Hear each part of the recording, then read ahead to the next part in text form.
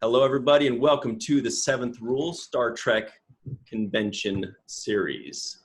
We are joined with Eric Allan Hall, superstar cosplayer and winner of just about every cosplay award in the history of cosplay. Really? Your data. As always, your stars are Aaron Eisenberg and Sirach Lofton. I'm Ryan T. Husk. Let's get into this one. Let's get into it. All right. Let's get into this costume. I think he would beat me in Nog. Absolutely. Just saying. Absolutely. If I went on stage, he would beat me at Nog. There's no doubt. Now, do you custom make all your outfits? Pretty much. I handmade my Borg outfit over a period of about 20 years, just by finding things at thrift stores, like paste. surplus stores. Yeah, just kind of assembled it all together. Awesome. Yeah, we'll definitely have to post a picture of him in the Borg outfit. It's unreal. I think usually when you win a cosplay contest at the Star Trek Las Vegas convention, it's usually with your Borg outfit, right? Yes. Although I have won as a lore. 1 year I was 3rd place, and 1 year in Seattle, 2nd place as Mr. Data, with my mom as Data's mom, Juliana Tainer. Cool. Interesting. Now, have you won as a Jawa yet for Star Wars? I have not, no. Although that's when you'll really impress me. Okay. I do have a Jedi outfit and an X-Wing fighter outfit, though. Oh, which outfits? A Jedi and an X-Wing pilot. Outfit. So you go to Star Wars conventions as well? There's a big one here in Salt Lake called Fan X, formerly Salt Lake Comic-Con. And I go every year to that. Sometimes it's twice a year, one in the spring and one in the fall. Sirach, we should crash that and cosplay Jake and Nog. Absolutely. There's a big Star Trek fan base here in Salt Lake. No, but we should finish at least 3rd place. At least, at the very least, or yeah, you can be a Jedi and I could be a droid. You know, maybe not. No.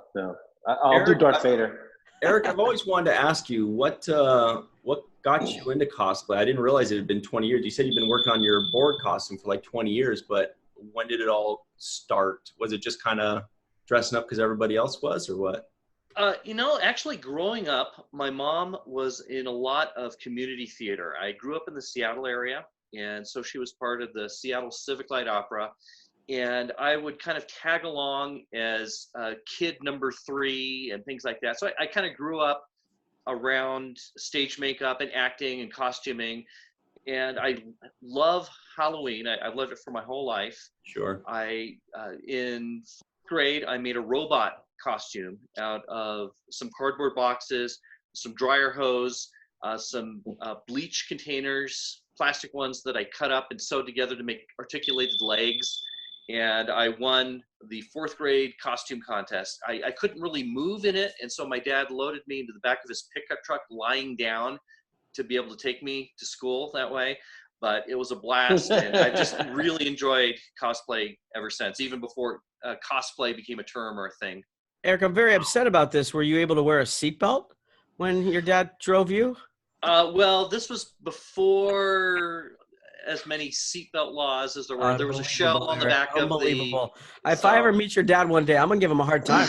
That's just, to put your cosplay over your own body right. I'm not happy about that, Eric. Right. Barry, I want to see you in cosplay with a seatbelt on. All right. Yeah. Next time. Next time.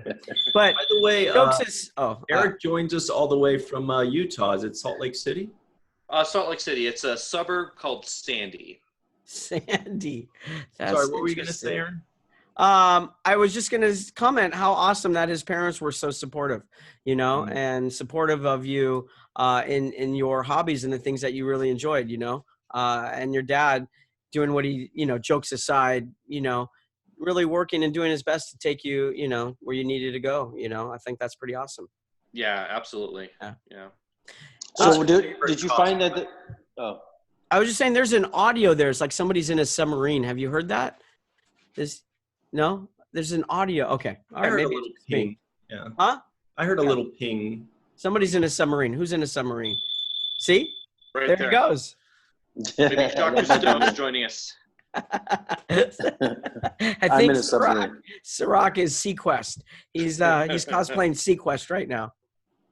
So I think Sirach and I both asked you questions at the same time. Feel free to answer both of them if you even heard one of them.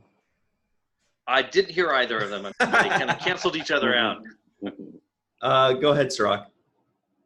No, my question was, how many other people did you see or did you find doing it when you started? How many other people, how popular was it, and how many people did you see doing it at the time? I really have been a big fan of Halloween my whole life. As I left college and had friends, we would get together every Halloween and do big group costumes. We did the Gilligan's Island cast. We did the Munsters. We did the Addams Family. And so, I had that core group of friends who we cosplayed with. And then this was also the time when Star Trek was running, and especially in the Seattle area, it was huge. There would be 2 or 3 conventions a year in the Seattle area. And it was great to be able to go and just meet other fans and dress up. And so I've been doing it since the early 90s, really. So what's your absolute favorite cosplay? Because I know most people would say, oh, my favorite is Data, for example. But like you can be Data like this. You can be Data in the Robin Hood episode. You could be Data in as Sherlock Holmes. You do all these Datas in specific episodes. So what's like your absolute favorite? That's really tough. I think just for recognition, the standard TNG Data, I'll do that in Las Vegas. I save the other versions of Data mostly for Las Vegas because it will be recognized and appreciated by fans. I dress up like Data at other conventions, but I use the regular TNG outfit just because it's more recognizable. Casual fans would see who I was. There was a steampunk event that I went to here in Salt Lake, and I did Data as Sherlock Holmes because I felt that kind of fit the theme. And people kept looking at me saying, "Are you like the ghost of Sherlock Holmes? Why is your skin so white?" And then I explained it, and they said, "Oh, okay, I remember that episode." So to the casual, you should have went with that though, Eric. You should have went with that. I am the ghost of Sherlock Holmes. Exactly. Exactly. Yeah. Although you should cosplay O'Brien. I think you should cosplay O'Brien. I've heard that from other people. I would need to find the right wig to do that. But yeah, I've had that suggestion from other people. I could be Keiko with you. Yeah. No, I don't think that'll work. No, I disagree. So Eric, I have a question. When you put your outfits on and you get into character, it transforms you into into a different kind of a personality. What's that process like for you? I know like for us as actors, we have to transform. But what is it like for you? It's when I start to put on the makeup. And it's weird. I kind of have a certain pattern where I will put the first makeup kind of down my nose, and then I'll spread it over my cheeks and then my forehead and the rest of my face. It takes me about 15 to 20 minutes. And I'm doing that. I am just thinking like Data. Besides just looking like Data, I try to get into character as Data, not use contractions. I am naturally right-handed, but I find myself trying to use my left hand more as Data does. And then just speaking like Data. The best reaction I get is when people say, "Hey, can I get my picture with you?" And I say, "That would be acceptable." And they say, "Oh, you even sound like Data." And then I know I'm doing a good job portraying the character. Yeah, I can vouch for him. Anytime I've spoken to him, even when I come up, we've known each other for years. And when I see him in cosplay, I'm like, "Oh, hey, how's it going, Eric?" And he's not like, "Oh, what's up, buddy?" He's like, "Hello." He still stays totally in character and like. Even at Starbucks? Even at Starbucks. As Data? Do you order as Data at Starbucks at Star Trek Las Vegas? Have not ordered at Starbucks. Unbelievable. Me neither.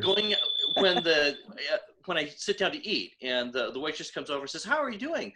I'll say, "I am functioning according to normal operating parameters." There's another functioning line that I guess you probably don't have to throw out there. Right. Wow. Although people do ask, and I say that I am fully functional. That's the one. There it is. Wow. Thought this was a children's show.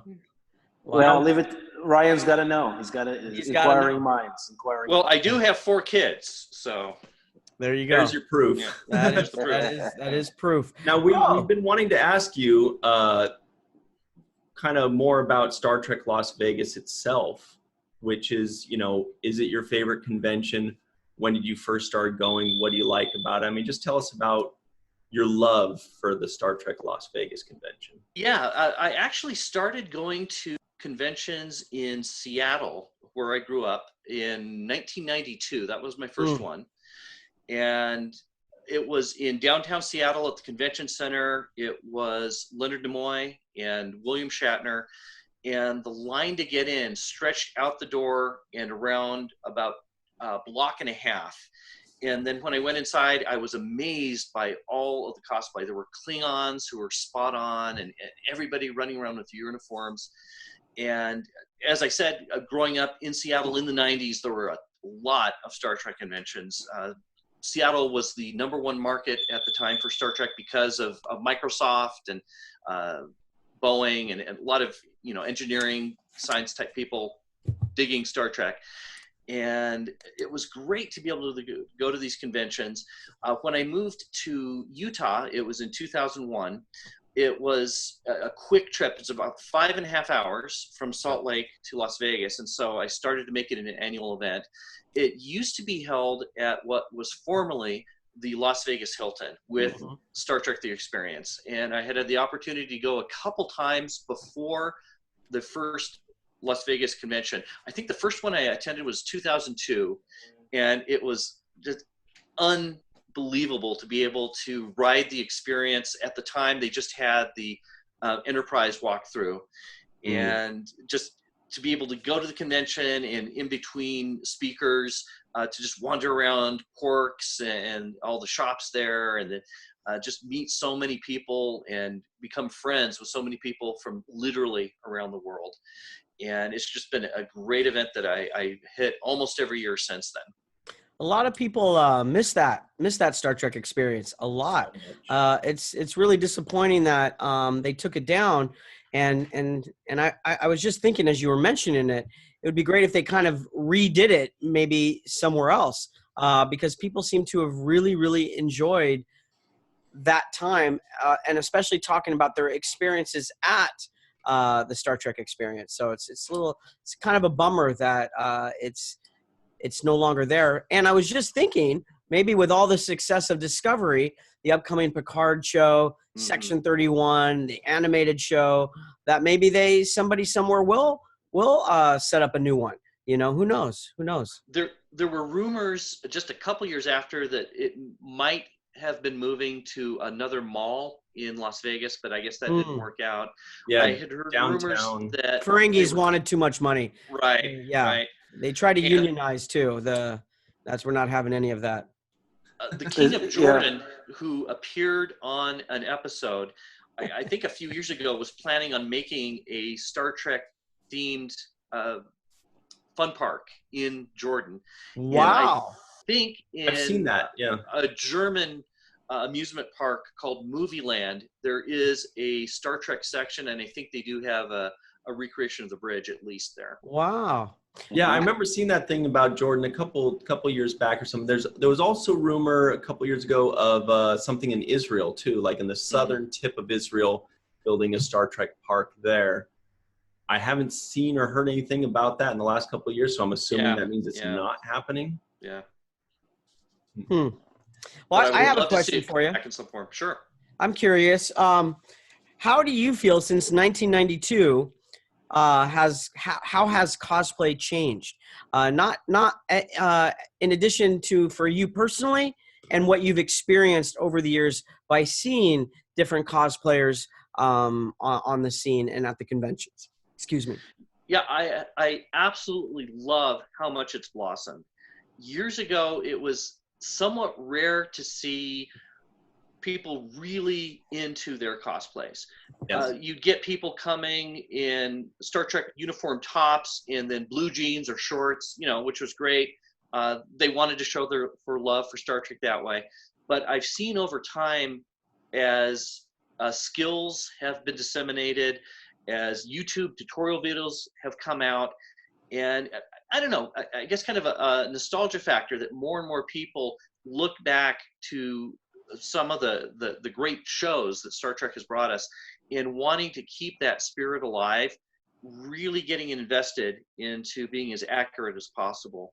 For many years, I was the only Borg I would see at all in Las Vegas. And then a couple more people would start to dress up as Borg. And this year I've heard that they're planning a Borg march through the hallways and to the assimilation chambers. Well, let's be honest, Eric. You assimilated them. Come on. Right. Let's don't try not to please take responsibility for your actions. All right. It makes me proud and grateful to see people really get into it and using their skills to do something like that. We've only got about 30 seconds left, but Aaron, unless you got something to say, I was going to say it looked like Sirach had one more question to throw out. I just want to piggyback on that real quick. And because of what you've seen over the years, what have there been more challenges, or have things become easier in the making of cosplay, technically?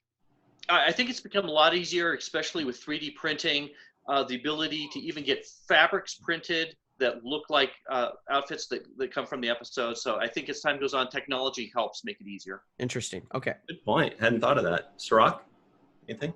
No, I just think that's really cool what you're doing. I have other questions about like how much time it requires, investing, but I see that you've put a lot into it. So we might have to save some of those answers for the next time we see it. Absolutely. Speaking of the next time, Eric told us before we started recording that he may not be going to Star Trek Las Vegas this year, in which case that Borg march is actually going to be a riot. You need to be there. Why aren't you going to be there? Well, I've got a training session at work that's the same week. So at the very least, I will hopefully leave Friday night after work and then spend Saturday and then most of Sunday, then drive back Sunday night. The timing, right? You're like, come on. Right. I know. It kills me. Work gets in the way of fun sometimes, right? Right.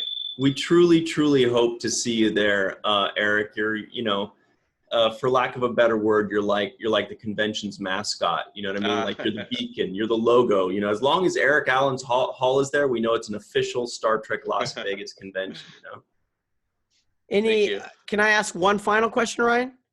Please. One final question. So, has there been a character that you've wanted to cosplay that's been out of reach for quite some time? Like, almost ready to do that, not quite.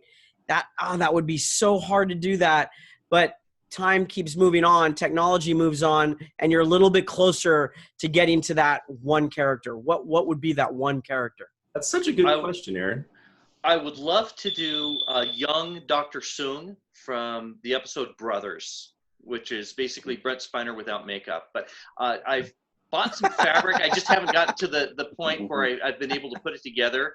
But that is on my list. If I could just kidnap him and then take his face off and then I can put it on mine. Boom. I am so close to getting there. Jabba the Hutt is my answer. If you're Jabba the Hutt, I'm that little guy. Oh, yeah, that guy. I'll be Jabba the Slut. Salacious Crumb. That's it. I'll be that guy. You've got the laugh down pat. Almost. That and the Jawa are my two life goals. I want to be a Jawa on Star Wars. If you can dream it, you can do it. Oh yeah. The submarine is calling. All right. Well, thank you so much for joining us, Eric. We'll be seeing you in 30 days, or we're coming to where you work. All right. Wow, we are? We're going to get a van, the mystery van.